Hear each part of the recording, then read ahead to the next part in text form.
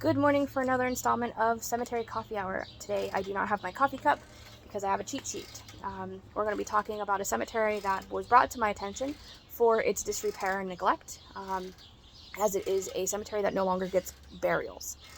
This particular cemetery, I'm probably going to butcher the name, is called the Utceter Cemetery, or utceter, Utceter, and it is a mile south of Slate Run. This particular article that I have talks about how the young children were buried here, and it is a cemetery mostly of young children being buried here.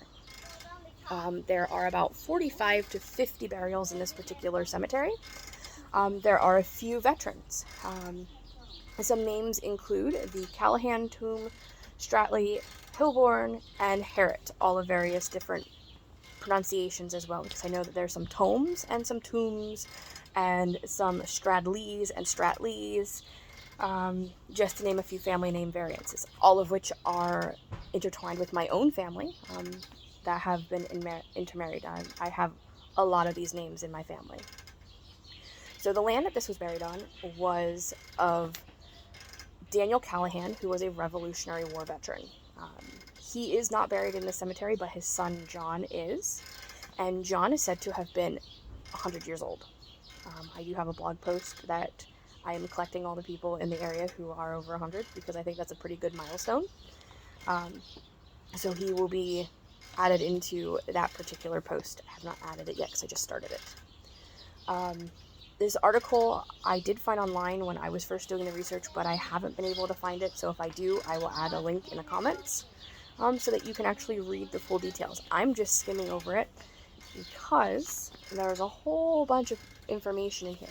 Now, when they say that it was children, they include children that were stillborns, children that were 1-year-olds, 2-year-olds, several teenagers or in their 10s, a few that were in their 20s, and there are some few exceptions of adults that are buried in the cemetery. It's not completely and totally all children, but it's majority of the children. Just putting a page down here so I can see what I've got. Several were siblings. One did pass away with their mom, so she died in childbirth.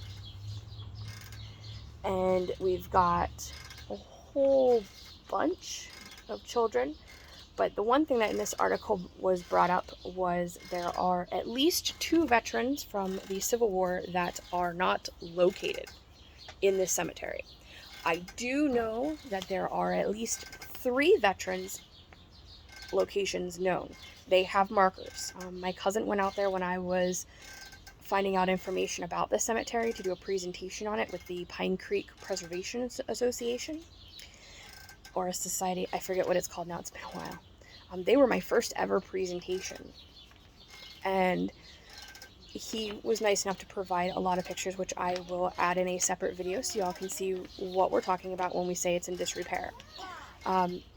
Those 3 tombstones that I was able to see have become what you would call waterfront property. With the creek flooding regularly, they are starting to notice a steep incline from ground to creek, and that ground is starting to inch closer towards these particular tombstones, which is why I care so much. I don't want to see any veterans falling into the water, but I also can't prevent anything unless I have permission. So I brought it up to them. They are aware of it. They have been aware of it for 3 or more years. I have yet to hear anything, but I'm hoping that good things have happened since I got these pictures. I myself am planning a trip up to Pine Creek so that I can see several of the family cemeteries, and I was kind of hoping I could get permission to do this one too, just to check in on it. I know I'm terrified of snakes, but I can suffer through that if I have to. So this article, getting back to it, says at the bottom, I'm going to read this. This old pioneer cemetery is currently in a state of neglect. Stones are broken, lying on their backs or faces. Sorry, I live in this city. And sunken into the earth. Inscriptions on some are worn to the point of unreadability. Vegetation has overgrown the site. No greater reminder of the harshness and, with just a few exceptions, shortness of life in the Pine Creek Valley during the 1800s exists than Utceter Cemetery. To me, this is a cemetery that we should absolutely take care of because it would qualify for historical means. There are veterans, there are original settlers, there are children. And I personally feel that this cemetery should be protected. But making it a historical landmark isn't necessarily going to save it either. The community itself needs to save it. People wanting to save it, including the landowners, would go a great way in saving this historical treasure. So, yeah, just another cemetery history tidbit. As I promised, I think it's kind of interesting to share these types of things. I won't do many cemetery ones because I am saving that for the actual historians that want to talk about the cemeteries and know a lot more than I do.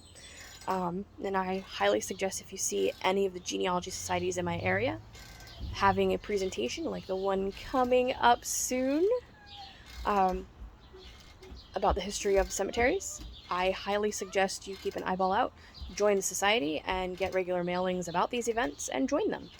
Make it popular, and maybe we can spread the history.